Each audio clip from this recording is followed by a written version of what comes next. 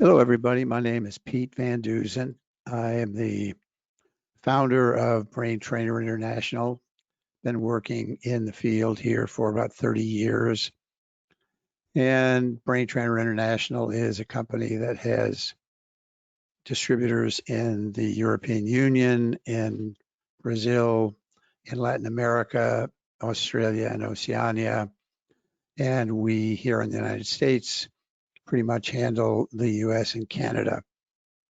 We have hundreds and hundreds of trainers, both professionals and home trainers, who have been working with us since 2002, when we began producing and teaching people how to use our packages to allow trainers to train their brains at home, as well as having professionals who use our system as well.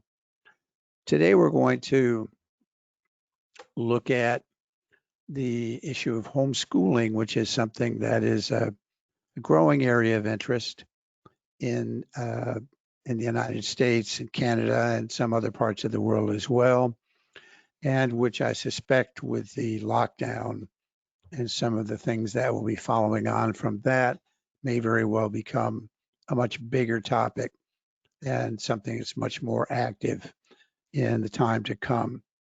We know that people who talk about changes in the economy that will follow on from this process of shutting everything down are essentially saying that more and more people are going to be doing do-it-yourself types of approaches, whether they're fixing things in their homes or taking care of their children or training their brains or whatever. And we've seen a growth in our business in that area over a number of years. So let's talk about home training and particularly homeschooling and how those two can fit together.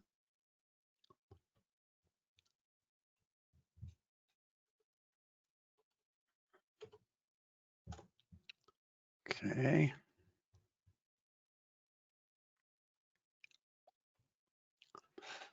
Okay, so to begin with, let's talk for a second about what is homeschooling. Initially, it was sort of primary education for, in many cases, kids who were not going to daycare or things like that. But over a number of years, it's grown to include both primary and secondary education. So there are children who are schooled at home all the way from kindergarten through 12th grade. In many cases, those children may be trained completely at home, either using resources from outside, sometimes from the school itself, sometimes from contract agencies. And with the increasing growth of the internet, there are lots of trainers or teachers and tutors who offer online support in a variety of academic areas to specifically help people that are doing homeschooling. Some people will use homeschooling only in particular areas and send their kids to schools for other areas. And to a large extent, it's pretty much something that's approved around the country, although the level of bureaucracy you have to deal with can be different based on what states you're in. Okay, and by the way, one of the things that's more recent is that the growth of what we see now are homeschooling university degrees, where it's possible for a person to continue to work from home and go ahead and get a bachelor's degree. Some places even offer post-grad degrees. So let's take a look at how the system has grown. In 1999 is the first number I could find for number of people who are being homeschooled in the United States, and that was 850,000. 4 years later, we had an increase of about 250,000, 250,000, in 2003 up to 1.1 million. In 2007, 4 years after that, the number was calculated to be at 1.55 million. So again, a little over 400,000. And 2012, it was 1.7 million, almost 1.8 million. And the latest number I've seen was in 2017, 2.3 million students from kindergarten to 12th grade who are currently using homeschooling as their primary school approach as opposed to public or private schools. It'll be very interesting to see the effects of the lockdown. First of all, because many children were kicked out of their schools back in March, and even though there seemed to be very, very little chance of children seriously being affected by the flu, and so they were affected by not being able to complete their school years. And since many parents also were laid off or lost their jobs and had kids at home with nobody to take care of them now, a number of people who had not previously been doing home-based schooling began doing it, at least temporarily, and learned about it and found out how it worked and whether they liked it or not. Now that we see a number of people talking about starting school up in the fall, but having children required to wear masks and gloves in school all day long, and also not being able to play together or eat together in the cafeteria. That I have to maintain the 6-foot distance. I think some families that I've talked to are really not particularly excited about the idea of going back to that kind of a school. In addition, one of the things that a lot of people talk about as being a positive of this lockdown is that families have been forced to spend more time together, have had the opportunity to spend more time together, and have sort of increased in their connectedness. It's not a bunch of people who are all running off to different places in the morning and then coming back together briefly at night, spending time on their smartphones and their computers and then going to bed.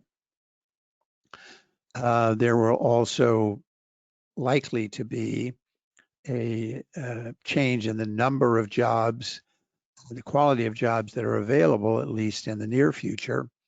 And that may very well lead some parents to decide that they're interested in doing the homeschooling as opposed to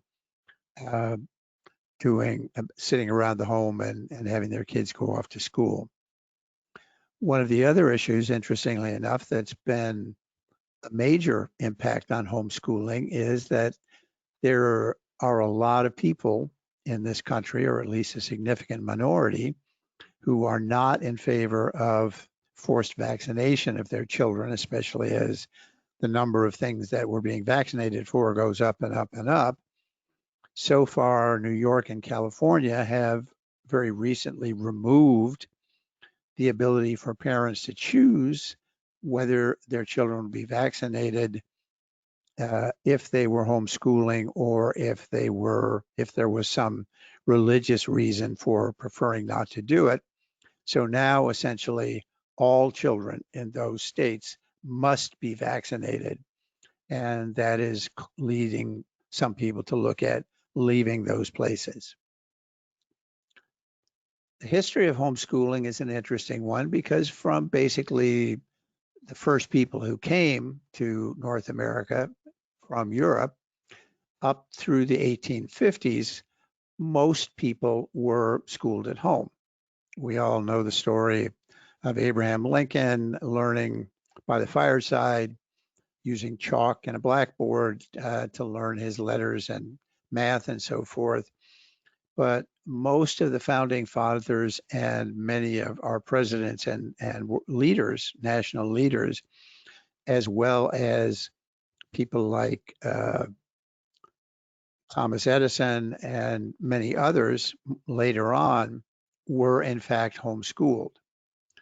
the tendency was in those days to really focus on classical education, looking at literature, looking at history, learning math, and so forth.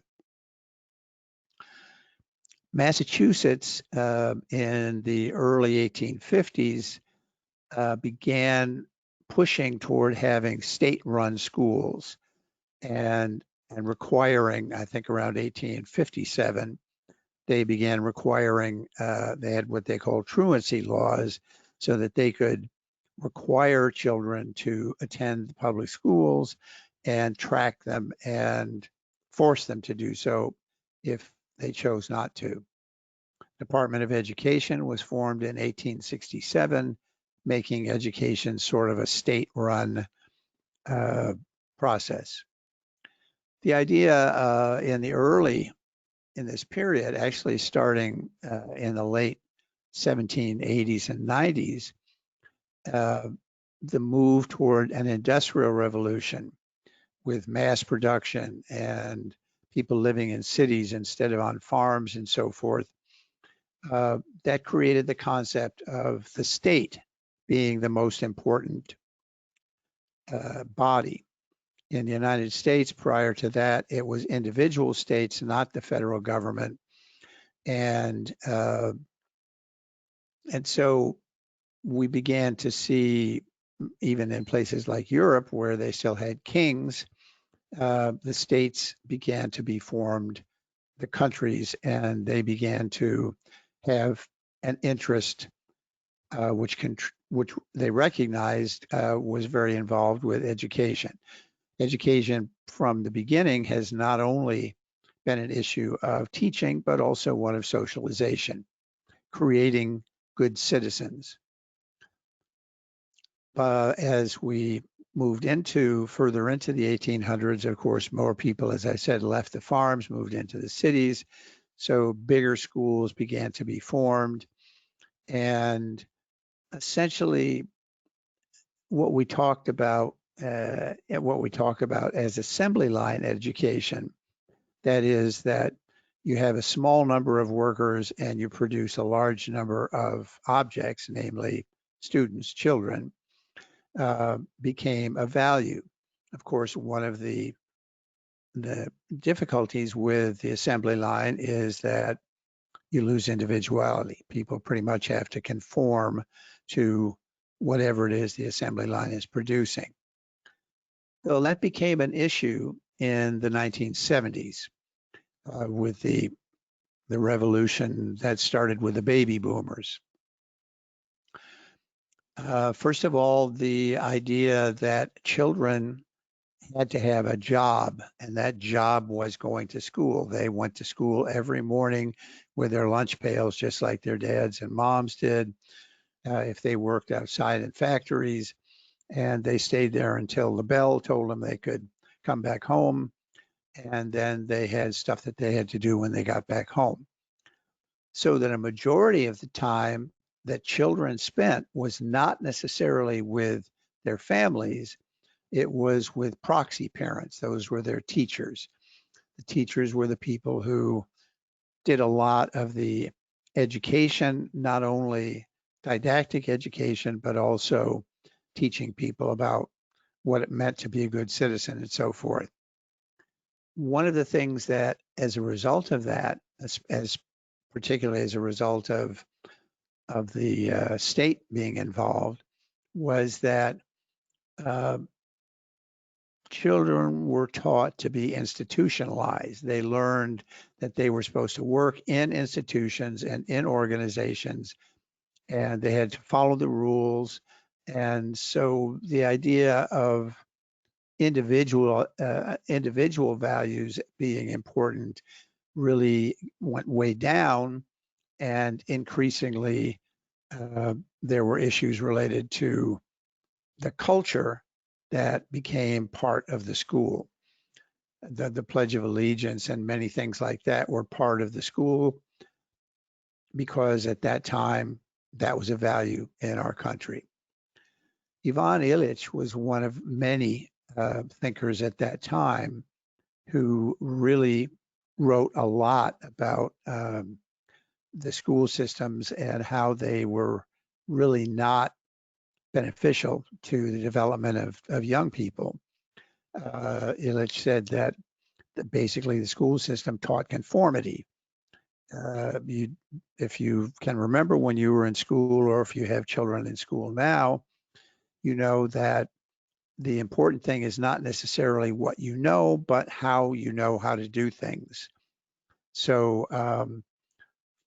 one of the things that's very frustrating for parents and for a lot of children is that children whose brains are able to process mathematically very quickly, almost intuitively, will answer all the questions on a math test correctly and get a 0 because they didn't show their work. In other words, you have to learn how to do your calculations the way the teacher teaches you, not necessarily what is the most efficient way for you. And certainly creative solutions to problems and creativity in general are not things which the school system reinforces. In fact, in many cases, it sort of blocks it. Also, children are taught very early on that there is this system of grading, that there is a system where you're at the top of the list or you're at the bottom of the list or whatever in various different areas. And that's something which is academically very positive, but in terms of how people actually operate in the real world, it's not necessarily so useful. Entrepreneurs, for example, really usually don't do very well in that kind of a setting. And many people learn to categorize themselves based on that model of progress.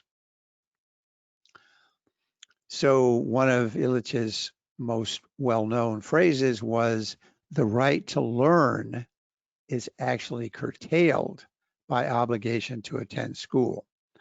There are systems like Montessori and others that for decades and more than that have allowed children to learn in a more open way, in ways that work with them. And those approaches tend to be very, very successful, but not available to many people because they're expensive. Also, because children spend the great majority of their time not with their families, not with necessarily their parents, but with a peer group that judges them and guides them in terms of how they're supposed to behave and act and look and what clothes they wear and what they listen to and what they believe. So peer-based socialization starts at a very early age. And this is one of the things that was a major issue in the 70s and early 80s.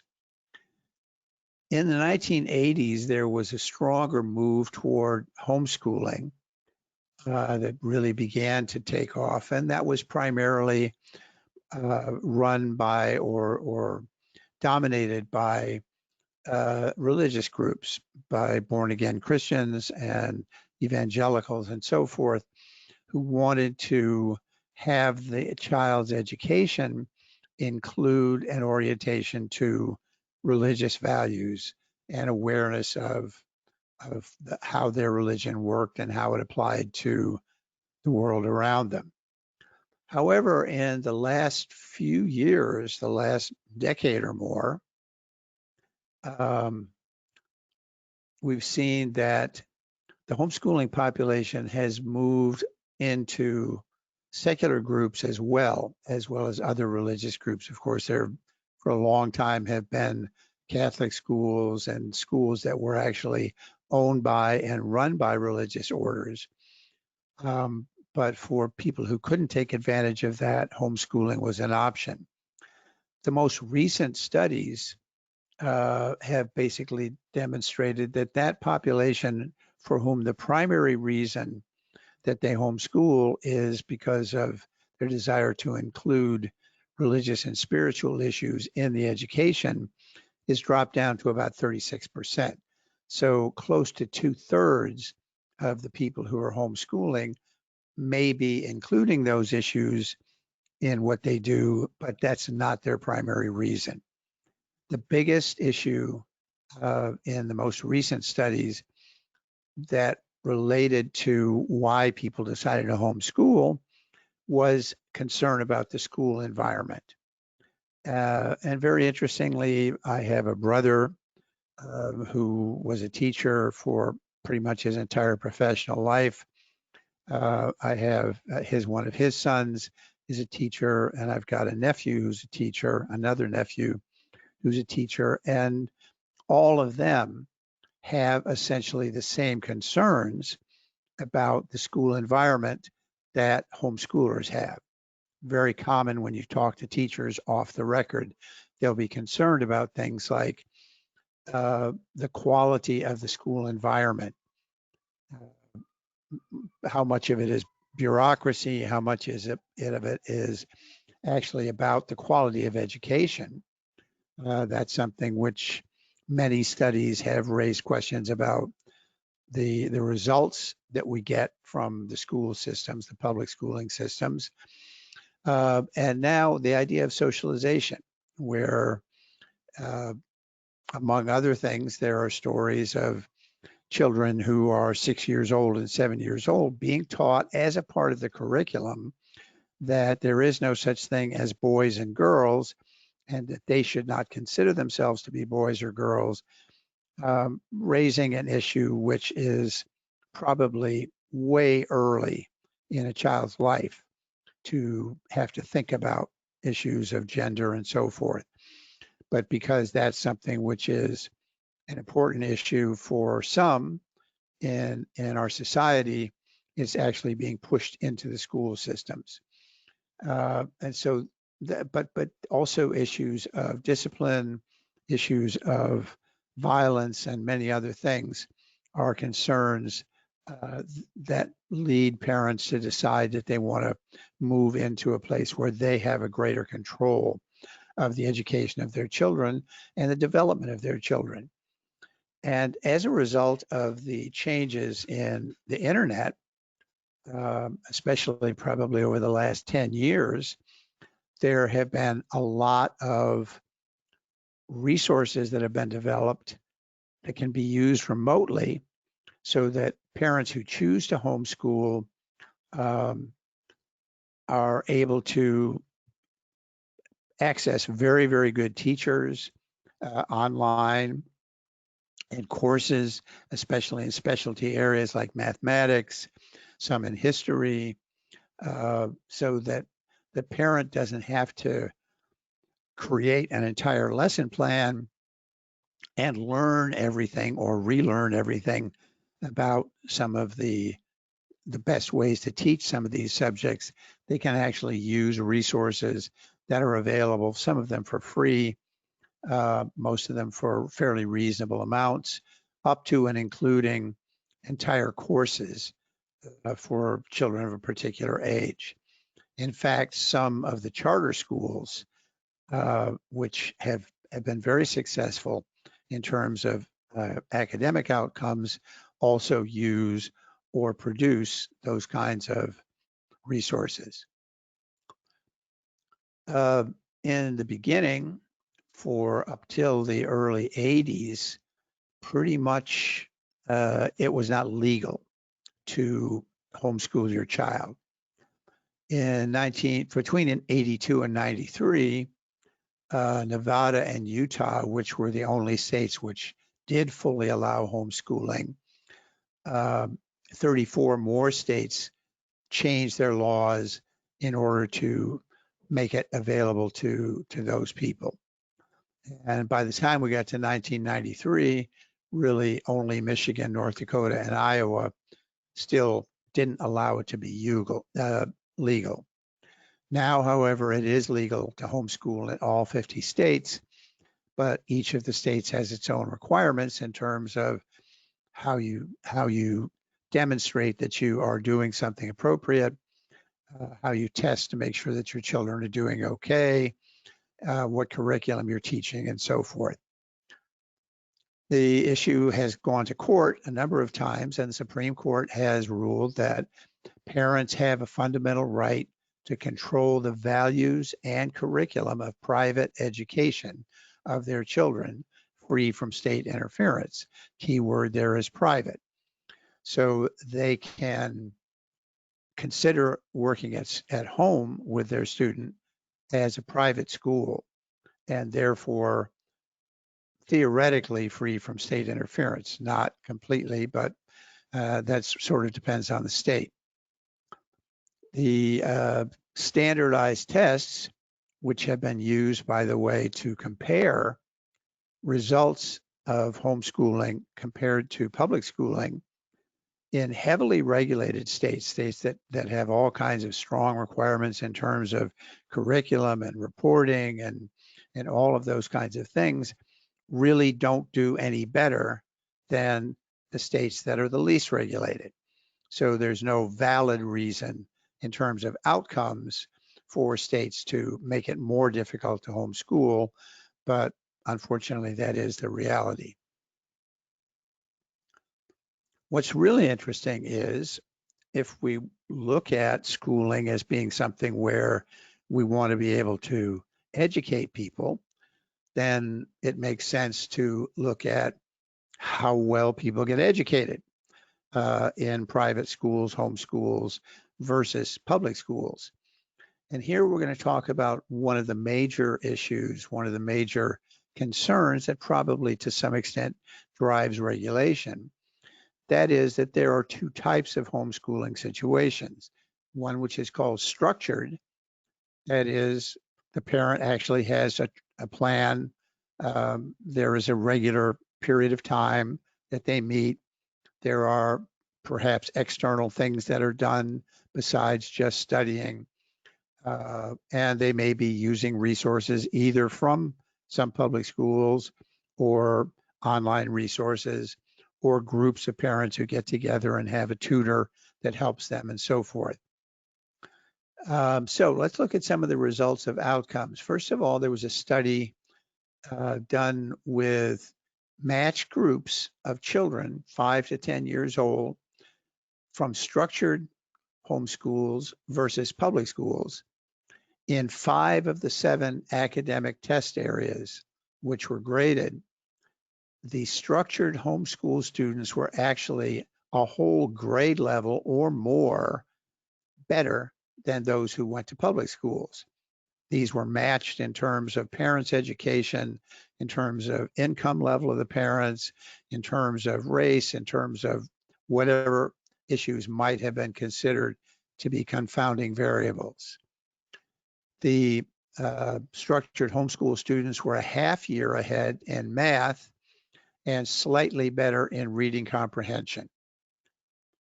The unstructured homeschools came in last. They did worse than the public schools in all of the academic measures. So if someone's considering homeschooling, it's very clear that you need to be willing to make the commitment to following a structured system.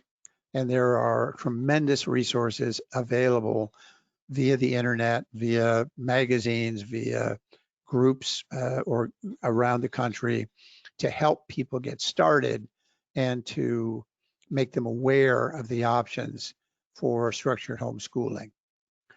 There was a study done in 1999 with 20,000 students who they compared structured homeschooling with public schools. The median score for the homeschool students in a variety of different measures was 70 to 80th percentile. That means that 70 to 80% of the other children in the same age group scored worse than they did on the test. There is another study back in 2017, jumping down a little bit, was a meta-analysis which actually looked at all the studies that could be found that were well designed and published, comparing how standardized tests demonstrated the effect of structured homeschooling versus the public schools. The standard homeschooling children on the average or of the mean, excuse me, the median, I believe, of this one was that those students scored in the 65th to the 80th percentile.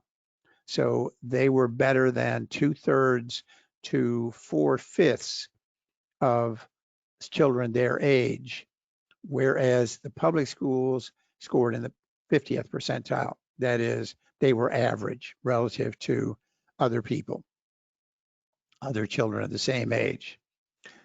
In 2010, there was a comparison made of structured homeschooling versus public schooling, which showed that comparing college-bound students who came out of homeschooling, and by the way, people who have gone through structured homeschooling have been admitted to Harvard, to Princeton, to the service academies, to some of the highest and most demanding schools in the country.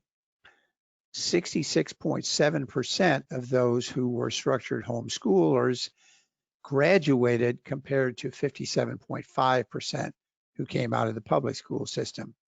And the structured homeschoolers also had higher grade point averages. The 2014 study showed that the structured homeschoolers had higher SAT scores than all college-bound students. So in other words, comparing them against people who had gone through the public school system, on average, they were significantly better in terms of their SATs. And study that pulled together information from studies in 2008 to 2013 showed that structured homeschoolers beat public school people in their knowledge of math and their performance of math in all the various different tests that were used and in each one of those years. So pretty clearly, the benefit of individualized education, small class sizes, and working with a teacher who's motivated by family ties as well as by a job has an effect, a positive effect on people's learning. There are other results which have been interesting that have been demonstrated. There is a set of adaptive behavior scales, a study using those to look at how mature and well adapted children were. The structured homeschools came out with their children in the 84th percentile. 84% of the population or 83% of the population of children were not as mature or well adapted as the people who were homeschooled. 23% of the 23rd percentile was the result from the public schools. So there's a huge difference in the development of the child in a situation where he or she is really sort of central to the process as opposed to a piece of the product that's being produced by the assembly line.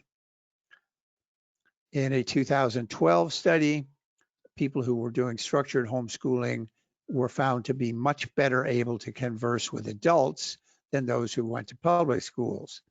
When you go to public school, you rarely actually talk much to an adult. The adult talks to you and you listen. Whereas at home, you're basically conversing with your teacher who is also your parent or your tutor. And you also are more likely to be able to connect with adults outside the home in your schooling experience. So instead of having the child that comes home at the end of the day and you say, you know, how was your school? And they say, and that's okay. That's what you leave it at. Schooling is more of a topic with homeschoolers, talking about how things are going and what we did today and what we learned today, all of those kinds of things. The structured homeschoolers also demonstrated a greater sense of self and a sense of their independence versus the need to conform to their peers. Makes sense because essentially it's the self who's doing the training, and you're working directly with an adult versus being most of the time with your classmates and worried about where you fall in that population of people.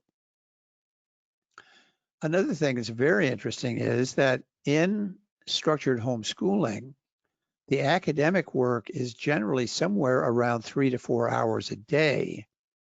So the child is not getting up early in the morning, getting on a school bus or being driven to school, and then sitting around in a homeroom or whatever, waiting for school to start, changing from one place to another, depending on bells, and then having hours where in order to get the assembly line to work properly, there are always some students who are sort of wasting time, and then traveling back home again.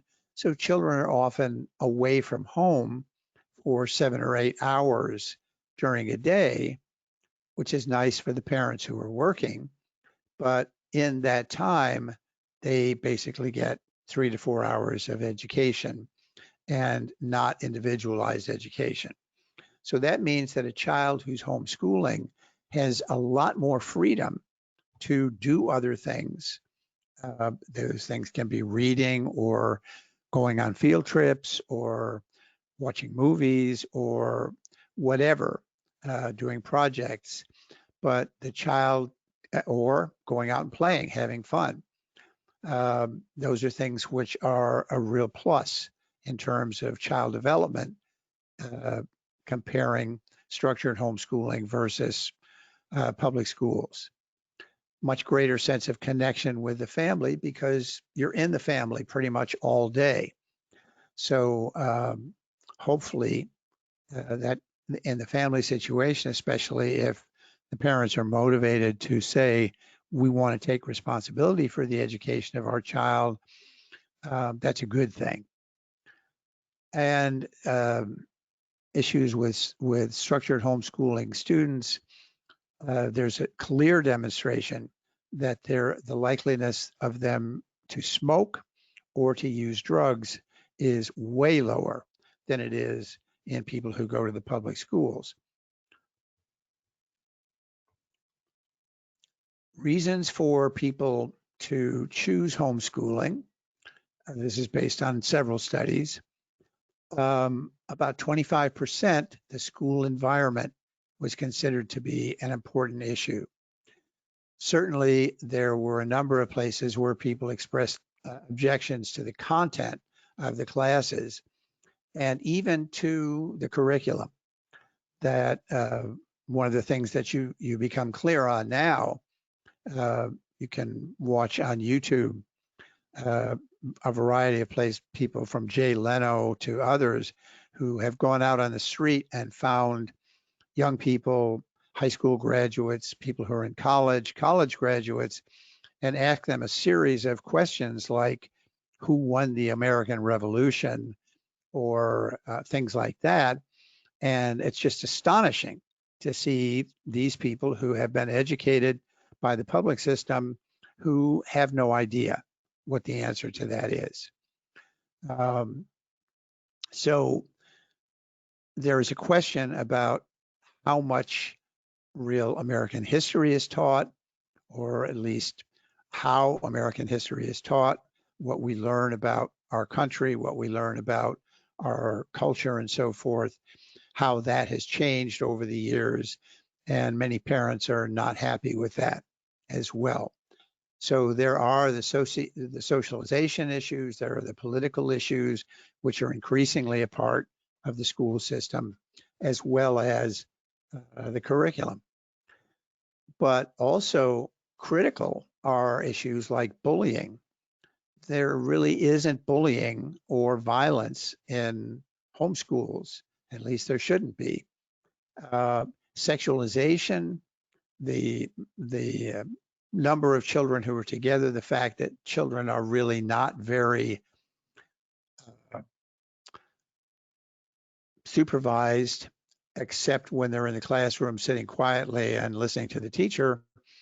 A lot of material, especially with the internet making things so available, makes it into what people learn in their peer groups. So we see, looking at just the way that young children dress and their orientation toward how they relate to the opposite sex or to their own, those are frequently seen as being things which are inappropriately early in the life of a child. Issues of drugs and alcohol, obviously, those issues are in school systems because there are children in those systems who have older brothers and sisters, who have parents, and so they bring those things into the public school. The dissatisfaction with academic instruction. This is another thing, by the way, the first issue is one where in many cases, the public school teachers will tell you the same thing, that they are cops as opposed to teachers in many cases, because they have to try to manage the classrooms, which are filled with people who are not very socialized and not very mature, and who are bringing issues outside of education into the classrooms, but also the fact that they're supposed to now be teaching things which don't really have to do with the reading, writing, and arithmetic curriculum.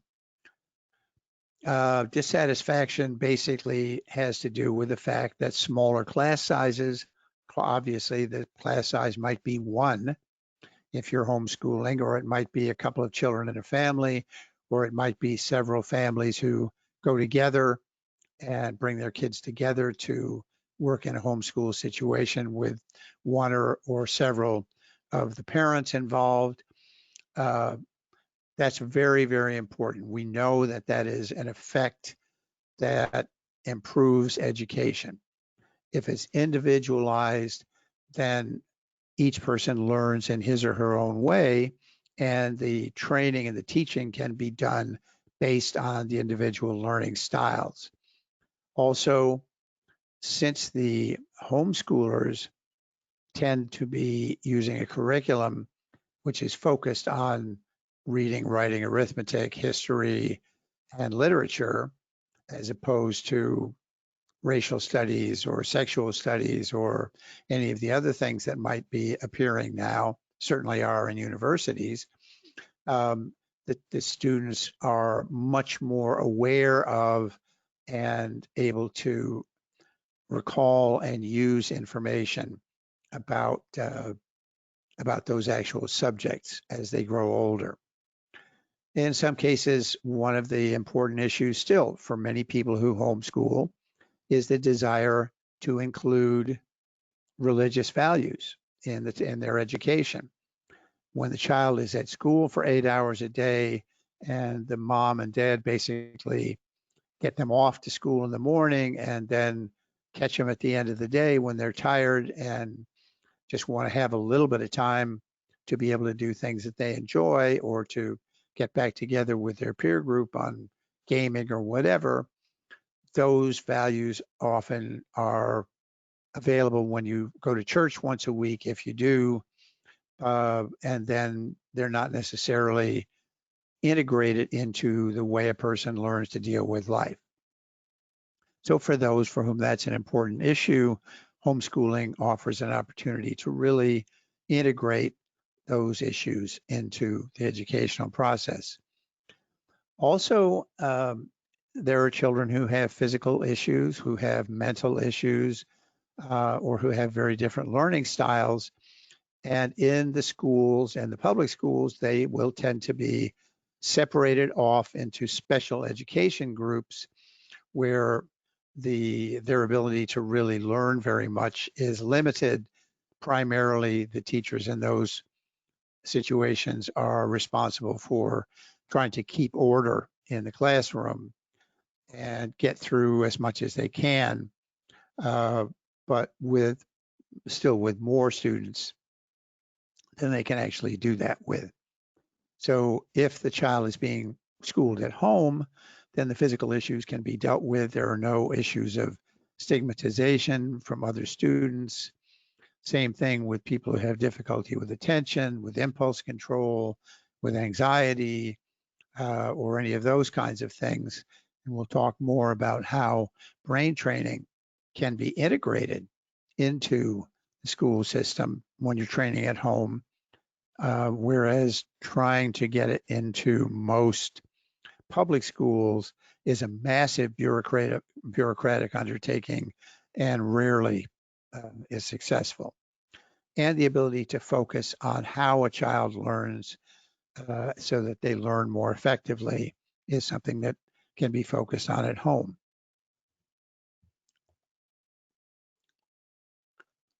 One of the newer things that we're seeing, and I suspect we're going to see grow a lot in the next couple of years, is the issue of home university, homeschooling for a university degree.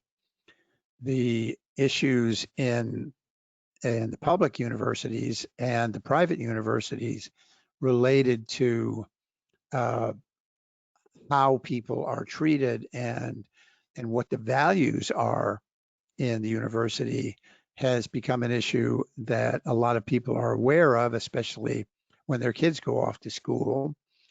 The fact that the universities, which used to be bastions of free speech, are now heavily censored so that people who don't toe whatever the line is that the university believes is what everyone should believe literally are not allowed to speak. And if they are invited to come and speak, then students, with the support of the faculty and the administration, will literally shout them down so that their opposing points of view can't be listened to. Another big issue is that any of us who have worked with real trauma, children and adults who have experienced trauma in the sense that we usually talk about it, are now sort of being lumped together with people who claim to have been seriously traumatized by hearing an opinion that they didn't agree with. So the concept of trauma and the fact that the university then says, well, we have safe spaces, we won't allow anybody to say things that might hurt your feelings or might upset you, that seems to be almost the opposite of what education was originally understood to be. So those are things which are leading many families and in some cases students to consider whether or not going to a university and getting into that environment is really the way that they want to continue their education. Worse than that, or equal to it at least, is that the cost of a university education has become absolutely absurd. It's grown much faster than the cost of living, and it hasn't grown because of an increase in the quality of education. In fact, as I mentioned above, there's question about whether the quality of education may actually have gone down at the same time the cost has gone up. So the result of the very high prices has been that we have a whole generation of students, perhaps more than one, who are leaving schools having completed a degree or not having completed a degree, who have absolutely massive levels of debt, because it's very easy for them to borrow money, not from banks anymore, but literally from the federal government, so that a child may well, or a young adult may well leave school owing $100,000 or more and having a degree in white studies or Black studies or women's studies, which have fairly limited applications in terms of getting income. So it becomes something where a whole generation of people are in a position where they can't buy a house, they can't afford to think about being married, they can't afford to think about having children. They basically live in their parents' basements, the sort of stereotype, and play video games all day. So those are things which have really raised a lot of questions, including the fact that there are lots of people working at McDonald's who have university degrees in a variety of different subjects, some which would not be considered to be political degrees, but you know, the old liberal arts degree or degree in math or something like that, who can't find jobs, and so they end up working wherever they can. As a result, there has been an increase. There are now actually several universities which are completely online. They don't have bricks and mortar. Their teachers produce their coursework online. The students can do it at their own convenience, where they want to, when they want to, so that they can work or they can have a family and be getting their degree in a variety of different topics and subjects, and doing it for a dramatically lower cost, so that they leave the university with something that hopefully is useful, ideally something that they've been able to be working in during the time that they were going to school, so that they were getting actual experience and without a huge amount of debt. But more recently, we see that many of the private and public universities now offer online degrees. So what we have is a tremendous number of places where a person can get a degree from Purdue, from Harvard, from University of Florida, from many other institutions, which are completely done online. They still have access in many of those universities to the placement services that the universities offer to students who go through the courses at the university. So in terms of helping to find jobs and things like that, they have that benefit as well. They don't have the cost of tuition, at least nowhere near as high. They don't have housing costs. They don't have the fees and so forth.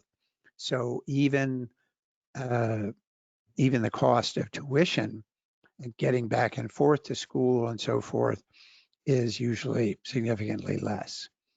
And they're able to focus on their education as it relates to the things they need to learn, their coursework, as opposed to having to deal with all of the social and political issues that seem to be dominant in many universities today. There certainly are sources that produce resistance to homeschooling. One of the strongest of those is the teachers' unions.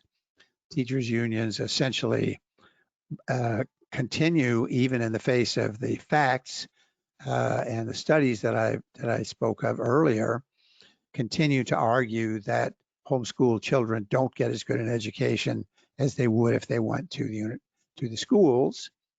And so they form a very strong lobby, which results in a political resistance, at least among some groups, to the opportunities for parents to do what the Supreme Court says they can do, which is to make choices as to the values and education systems that their children are afforded.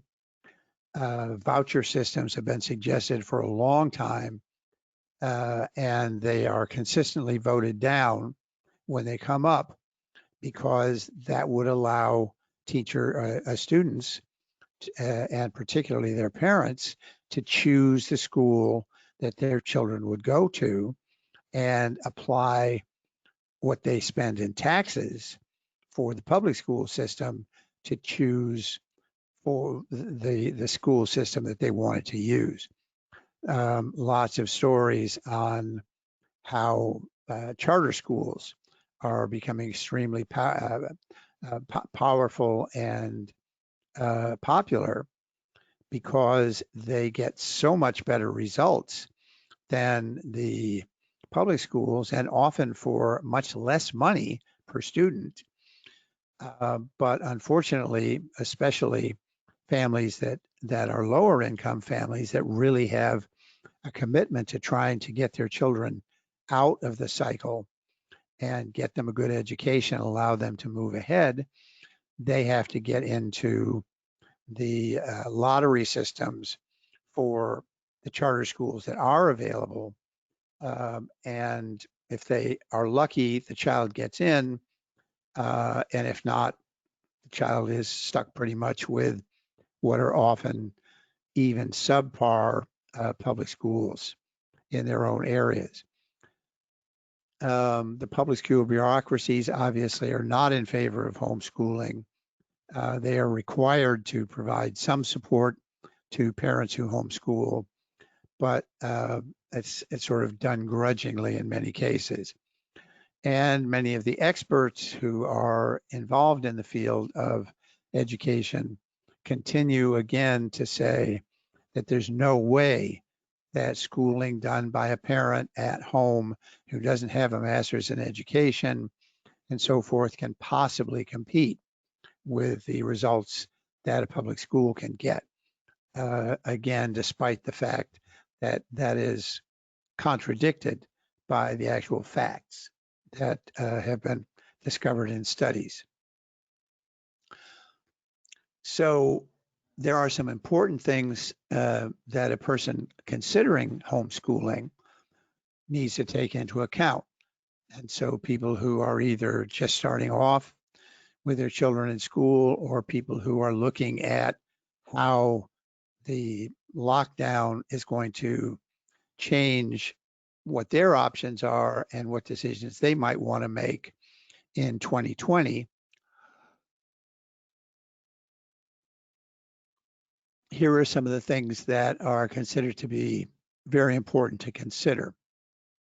And again, if you do a search on the internet, you'll find a number of state organizations of homeschoolers, national organizations of homeschoolers, magazines, lots of books, as well as online programs that can help you sort of go through and make a decision about whether that's something you want to consider. So the structured approach as opposed to the unstructured, as we talked about earlier, is crucial. If you're not planning, if you're just planning to say, I'm not going to send my kid to school, I'll just keep him at home, we'll watch TV, we'll read a book every once in a while or something like that, then don't do it. The public education will still beat what you can do with no education.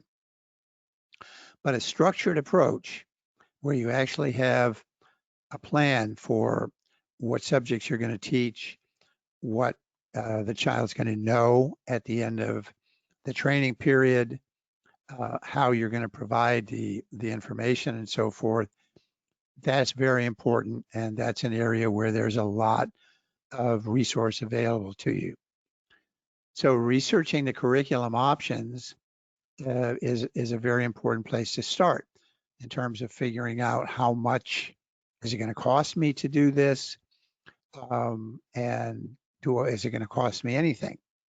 So you have the free systems. There are free curriculum systems, some of which appear to be very good, and some of which are sort of, like anything that's free. They may have some benefits, but not necessarily of the highest quality.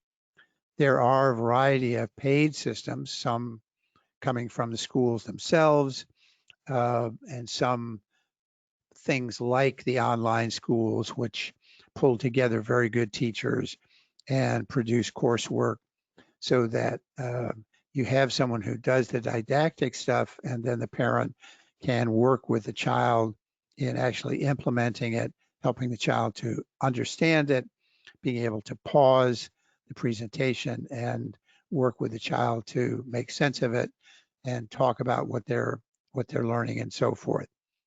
Those are continuing to grow, and some of them, in doing the research for this, I found several really amazing systems for subjects like math, where there are excellent teachers who provide really incredible education and teaching that really orient toward bringing children along and teaching them math, as opposed to what often happens is that you sit in a classroom and a teacher starts going through algebra or geometry or whatever.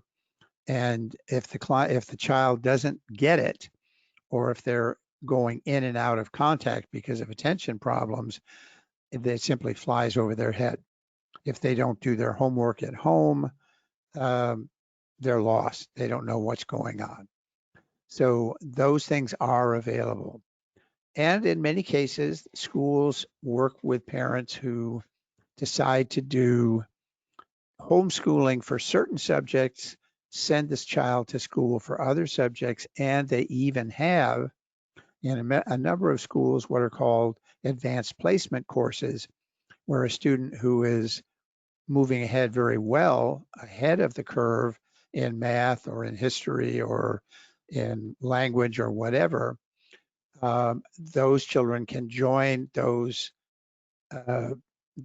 courses, can test into them, and actually be earning college credits while they're still in high school, so that they're ready to go to college with a little bit of a head start. Those things are all available now, which weren't necessarily available 10 years ago. And I'm guessing that, as I suspect we'll see homeschooling increase in the fall, I expect also that there will be increases in the options that are available to parents who decide to homeschool. The other thing to really consider is that one of the great benefits of homeschooling is that you can actually take the child out of the classroom and learn things that you've been learning didactically in the real world by integrating the real world experience with what you learned in school. Taking trips to see things, see places, and taking tours of museums and going to libraries and many other things that can be integrated into the homeschooling experience and make it more interesting to both the student and to the teacher. So let's talk for a second now about the reason that I'm interested in this. We have, for a number of years, had homeschoolers as a part of the population that we worked with who are doing home-based brain training. And we found that that is an extremely powerful opportunity to help a child improve even more the outcomes that they get. First of all, one of the things that we have to recognize is that in assembly lines, which is what the public schools are, there is a sort of range of people who are acceptable to go through the assembly line. All of us who've been to public schools ourselves know that there are kids who are sort of on the edge of each class and who simply go and sit through the class, but they don't really get anything. And many of those don't complete their high school education, or they complete it, but as I've had clients that I worked with, one in particular that I can recall, who at the age of 18 could not read one paragraph and tell me what the key points in it were. And when we started digging into that, discovered that, in fact, he couldn't read anything. He was 18 years old. He was a senior in high school, and he literally was unable to read. I talked to him about taking notes, but he couldn't write. As a matter of fact, he couldn't really write his own name. This was someone who had passed through year after year after year and gotten all the way through to his senior year in high school and was going to graduate, who was functionally illiterate. So that was a person who managed to sort of slide through, but many who are, because basically he was not a serious problem for the teachers. He didn't disrupt the classroom, but there are children who are more disruptive, who have trouble sitting still for hours and hours in a small room with a whole bunch of other children, and can't really control their impulses to talk to the other children or talk out loud or do things when they feel like them. So those children, as a rule, tend to get identified, and the parents are informed, you need to take this child to a psychologist or to a psychiatrist, you need to get some medication, need to get a diagnosis.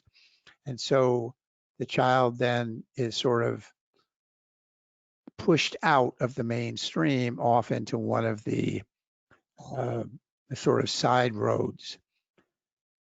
As a result, those children don't do very well, and they also have the issues related to taking psychoactive medications starting very early in their lives. And they also have medical records and education records, which label them with a whole bunch of different kinds of problems. And those records don't change as we get older. There is basically in the public school an unnatural environment and set of expectations for children. Children are expected to be able, from a fairly young age, 6 or 7 years old, to just go into a room with 15, 20, 25 other children. Instead of talking to them, instead of playing with them, instead of any of those kinds of things, they sit individually in a little desk and they sit there for 20 minutes, 30 minutes, 40 minutes at a time while someone talks to them about something that they're supposed to be learning. If they happen to be good at processing language, then they may be able to learn from that. If they aren't so good at that, if they sort of drift away, or if they think with images instead of with language, then they have a difficult time.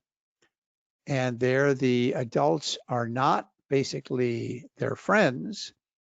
They aren't necessarily even their teachers in the usual sense, because the teachers are put into the role of controlling the classroom. When you talk to teachers, they tell you that's the first thing you learn. Get control of the classroom, maintain control of the classroom, and then do as much teaching as you can while you're handling that. Depending on the social group and the population that you happen to have in your school, that can be a full-time job, and a full-time job which is even perhaps dangerous. So the other issue with the school system, which is to some extent what you would hope would be unnatural, and that is that the child is in a very social situation, and there is a huge amount of stress, if the child cares at all, about getting along with his peers, about doing things that the peers think is cool and so forth, and getting along with teachers who essentially are going to simply be grading and judging how well the person is doing, both in terms of behavior and in terms of academic expectations. So the styles, the processing and learning styles that relate to a specific individual essentially are not accepted. You learn the way we teach. And if you can't do that, you're going to go off onto a side road. Whole brain training, when it's used in a homeschooling environment, is amazing because the two are an ideal fit for one another. First of all, because you're doing 3 or 4 hours a day of educational work, the opportunity to fit in 20 to 40 minutes a day of training, which is something which is not necessarily an educational task, but something where you're basically perhaps watching a movie, you could be reading an ebook, you could be doing a variety of things on the screen and getting feedback to your brain to tell your brain, move a little bit in this direction, move a little bit in that direction. The ability to do that and integrate that into what you're doing with your teaching is very, very easy. And you can do all of that and still come up with extra hours available to the kid and to the parent to be able to do other things. The other thing that's amazing about doing homeschooling and doing it with brain training integrated is that when you train your child at home, for example, and then send them off to a public school, perhaps a teacher will notice that there's been a change. Perhaps the teacher will notice that the child is responding differently, is able to do better in school and so forth. But again, because teachers are essentially in charge of crowd control, they often have to classify and categorize students early in the school year. And when I taught a lot of students back in Atlanta in the early 90s, one of the biggest issues that we ran into was that a student would begin to change so that the parents could see the change happening and the client was aware of it. The trainer could see it happening, but the teacher simply couldn't see it because the teacher automatically knew this kid is a screw up.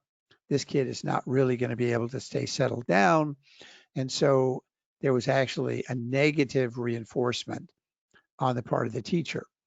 Whereas if you are working with your child every day and you're talking to your child about school and about education, you can have the experience. One of the people who I did an interview with for this webinar, we're not going to have enough time, I think, to be able to do the interview stuff here, had her son, who was 15 and was struggling academically, forced to be doing homeschooling as a result of the shutdown.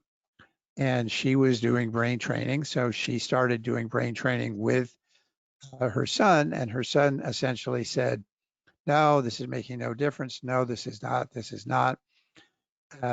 Even though the mom was seeing some improvements in the child. And then because of a course that she had to take out of the home, the homeschooling stopped for 2 weeks. And after 4 or 5 days, her son came to her when she was at home and said, I'm noticing that I'm not doing as well now without the brain training as I was with it. And it was not something he wanted to admit, but he had to admit that it was harder for him than it had been. And even that his friends, who he was only seeing online, were commenting on the fact that he was starting to get crazy again, where he had been sort of moving in a different direction. So that he actually was able to say to his mom, I really think I need to be doing brain training. Let's get back to that.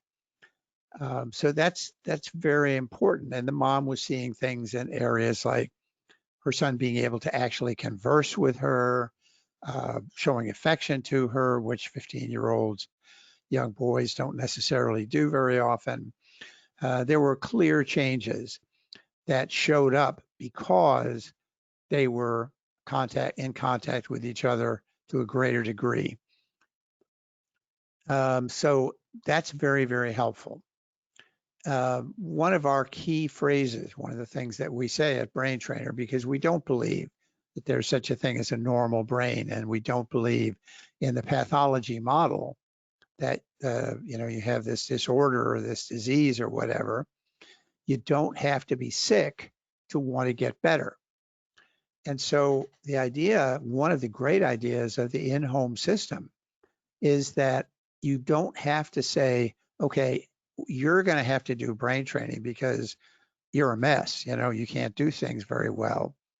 Instead, you can say, you know what, this is like going to the gym and exercising, except we're exercising our brains. And it'll make our brains work better in a lot of different ways. And I want to do it too. So there's no reason why the parents can't be doing training.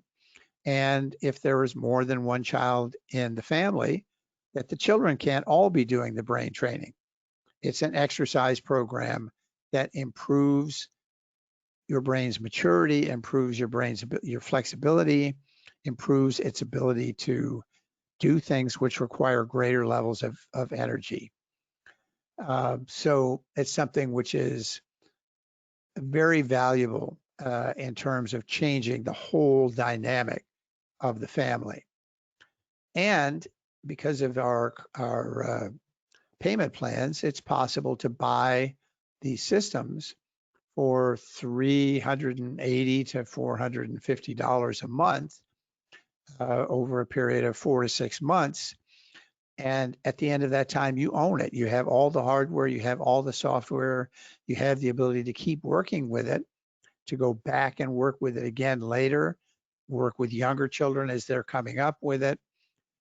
So it's something which you have that is beneficial over a long period of time.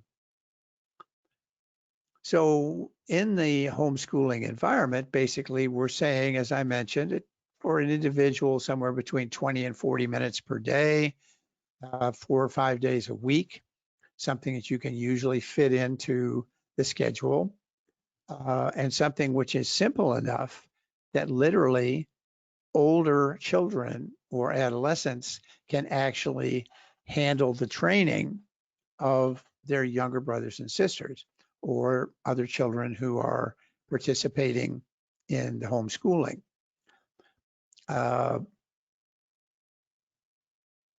And you can, as I said before,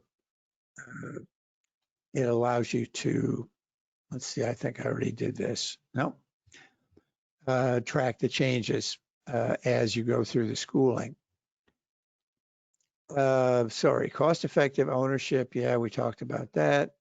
Individualized. This is an important thing, that with whole brain training, you're working as individually with your student's brain as you are with the learning experience, so that every individual who does the training, the mom, the dad, the children, whoever, those people are working on a custom training plan for their brains. It's individualized. It's not the same thing for everybody. So one person who has difficulty with being very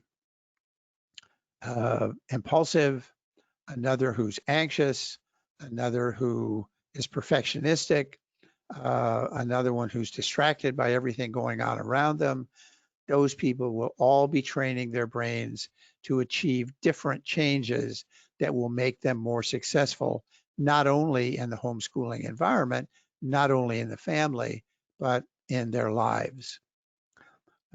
So you basically are working to change cognitive capacity, your ability to deal with emotions, your ability to deal with social situations, to track what's going on, to understand the signals that people are giving, to know what's an effective way to interact with other people and so forth, and even spiritual health. Because part of training is always to move you toward a peak state, move you toward the best possible brain you can have. And that involves the ability to be in touch with yourself in every possible way. So last slide, then we'll do some questions. Whole brain training is based on a high definition assessment. We look at anywhere from 12 to 20 different places on each person's brain. And we look at what are the things that person wants to change, and then produce a customized plan. Essentially, if you buy the system, you actually record the data at home using your own system. You send it to us, we process it and send you back the training plans. The hookups are very, very fast and easy. If any of you have ever done brain training and had people putting electrodes on your head or putting caps on and squirting gel into them so you had to take a shampoo every time you finished, that's not the way our system works. The hookup is very fast and easy to do. Children can do it as well as adults.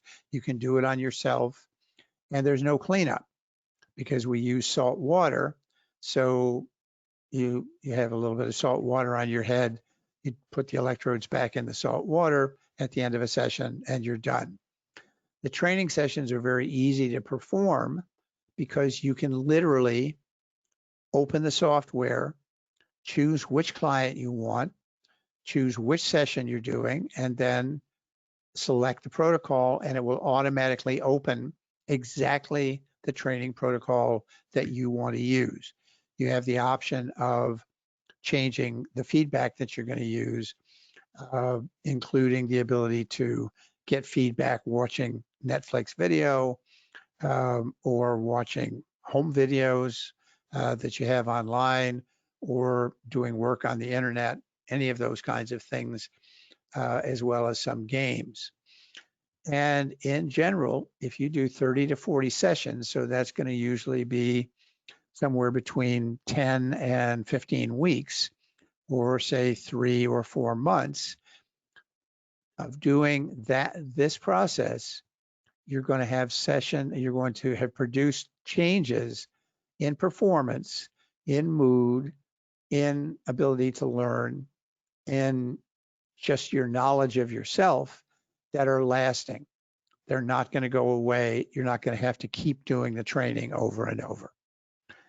Okay, so let me see from Ra whether we have any questions so far. I'll try to answer those. Not yet. Does anyone have any questions for Pete? You can enter them in the questions section.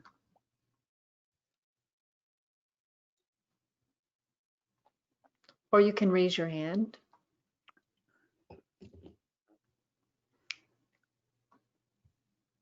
In the attendees section where the attendees are listed, you can click the hand icon. There's also a chat, I think, that you can go into that and enter a question there if you want to. Just type it in.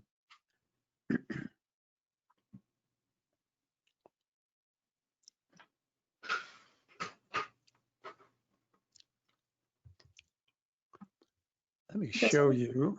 Go ahead. No, go ahead, Pete. Do you have nothing there yet? Okay. No.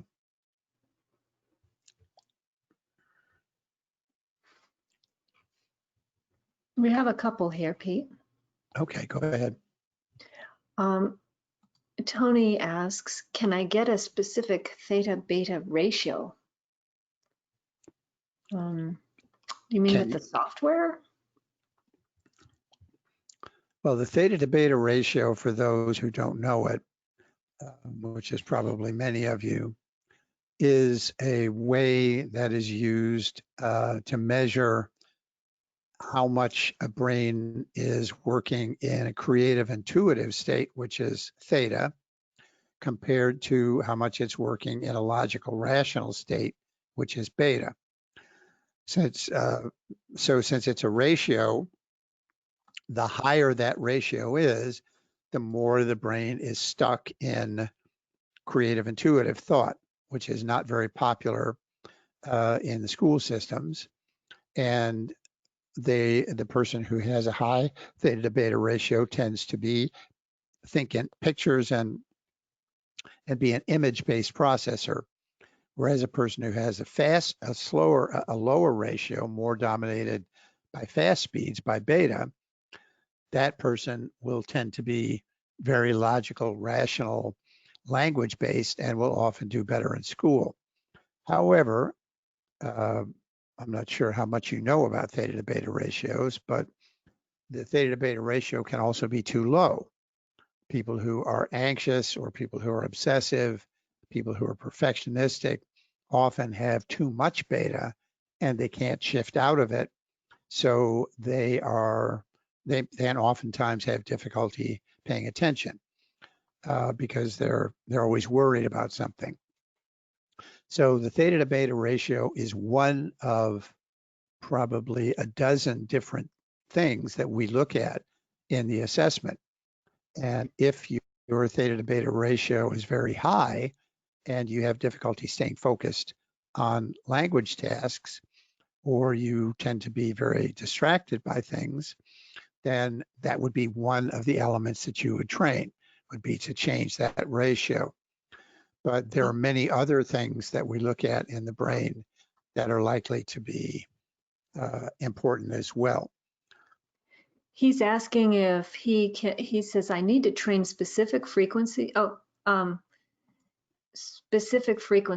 and see the ratio for training. Well, if you choose not to do whole brain training, if you choose to say, oh, there's just this one thing will fix everything for me, then yes, you could certainly do that. You could say, define what you think theta is, define what you think beta is, or whoever has told you about this and said that that's what you need to do. Define those very easily in the software and train, either train down the difference between the two or train theta down and beta up or whatever it is. But whole brain training is a much more powerful and complete system because very rarely in my experience have I seen a person where the theta to beta ratio training that achieved more than temporary results, because it's only a small part of the whole pattern of the way the brain works. But yes, you could do that if you wanted to do that. Okay, and Keith asks, how would we watch Netflix with the shadow? You would open your browser and you would start downloading or start playing a video in the in the software, the training software. You would tell the brain what you wanted it to look at, or actually your training plan would actually have a protocol already set up for that, so that let me see if I can figure out how to do this real quickly. Okay. So here's a training screen. And if I go up here to this folder, I can go here and I can say, I want to train Pete. And block 1 would be the first of the 5 sessions that I'm going to rotate through. So I'll say, yes, I want block 1. And then it will tell me here are 3 different trainings that we would recommend for block 1. So this tells me I've got to use the balance 2C, T3, T4 are the sites. These are the reference sites. I'm going to train with eyes closed and eyes open. So that's all you need to know to put the electrodes in the right place. So I'm going to choose this and then I'm going to say load it. And it will now actually load that protocol already set up the way that my training plan has been designed, has been set up for me to train. And I'm going to be decreasing the sum of 2 to 9 hertz and decreasing the difference of 15 to 38 between 2 sites. That's more than you need to know, and you don't need to know that. But if I have a shadow as my feedback, then what I can do is, let's see if I can figure this out.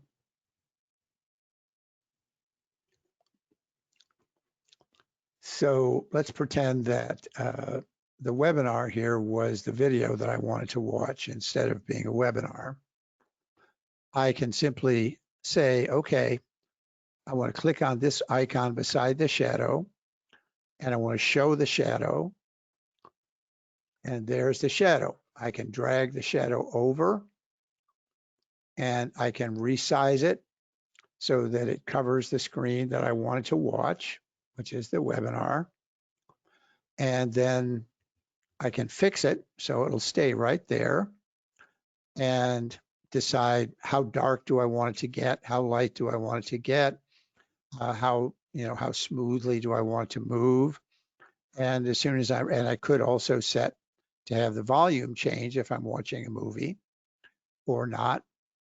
And now once that's set up, when I actually start doing my training, when I click on the play button, the brain, this is going to look at the sites that I have set up, and it's going to measure the things that I wanted to measure. The targets here will set themselves. And as the brain gets closer to where we want it to be, the shadow will become clearer. As it goes in the wrong direction, it'll get darker. So I've got something I can be watching, the webinar or the video or whatever, that will keep my mind involved. But at the same time, my brain is getting information from the shadow, so that my brain is saying, what am I doing that's making that shadow get darker or get brighter? And it's able to learn to change what it's doing that way. Okay, what else? We have a few specific training questions that I think we can answer off after the webinar. Okay. Nobody else then that has any specific questions? Okay. Well, very good. I appreciate you guys coming. If you go to the website of brain-trainer.com, on the left side of the homepage, you'll see a link for for Brain Trainer U, and there is a free course there that you can join just by putting in your email address and a password, and that will allow you to go through the course called Intro to Brain Training. They're all very short, maybe 5 to 12, 14-minute sections, lessons that you do online, and you'll be able to learn more about brain training, how it works, and why our system works the way it does. And hopefully, if you have any more questions, you can certainly go to the website and click on asking for a consult, send it, and I or one of us will get in touch with you, set up a phone contact or email contact so that we can answer your questions in detail. Thank you very much. Appreciate you being here, and look forward to hopefully working with you guys in the future. Goodbye.